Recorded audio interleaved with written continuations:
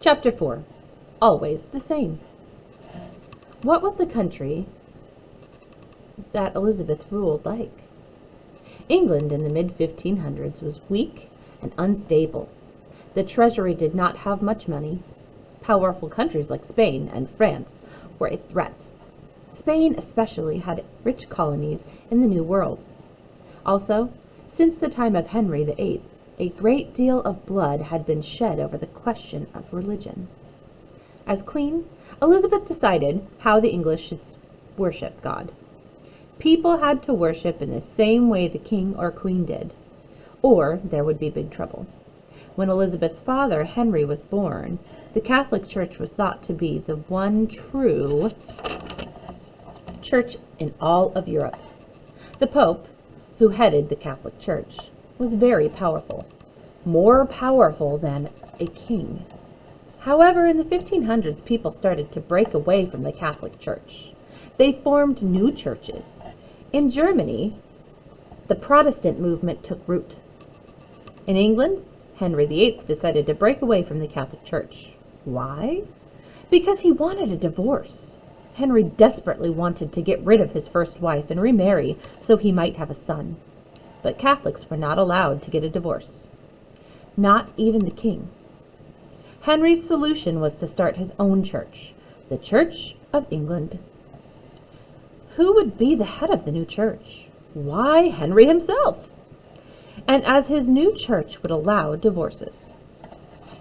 After Henry's daughter Mary became queen, she forced England to return to the Catholic Church.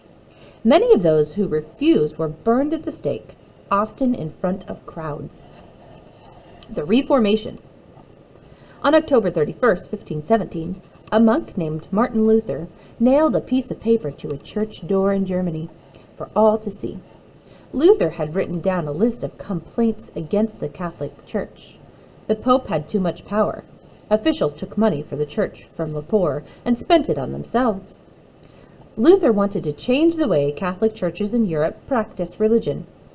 Reform is another word for change. That's why this movement is called the Reformation. Now that Queen Elizabeth was queen, what would she do about religion in England? She belonged to the Church of England. So within 4 months of being crowned, Elizabeth ordered that all English citizens be members of the Church of England. But she said she did not want to make windows into men's soul. This meant that she did not need to know exactly how everyone felt about God. As long as her people were loyal, the Queen would not use violence to change their beliefs. The days of Bloody Mary were over for good. Elizabeth had a hot temper. From her very first meetings with the Privy Council, it was clear that Elizabeth expected to get her way. Always. During meetings, she would often pound her fist on the table. She shouted at advisers who disagreed with her. Elizabeth did not mind behaving unwomanly. She swore more than many of her men. The rooms of the Whitehall Castle echoed with her commanding voice. More importantly, Elizabeth was clever at making people do what she wanted them to do. She understood human nature. If a council member was upset over something, she led him to believe another council member was responsible for the problem, not the Queen.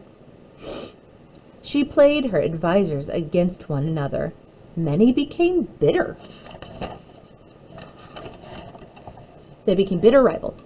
Usually, they were too busy arguing with one another to argue with the Queen. Elizabeth sometimes frustrated her advisers. If an enemy country were plotting against England, members of the Privy Council would want to act fast and send soldiers into battle. Elizabeth did not like to make sudden big decisions. Her experiences had taught her that change was not always for the good. Her motto in Latin was Semper Idem, always the same.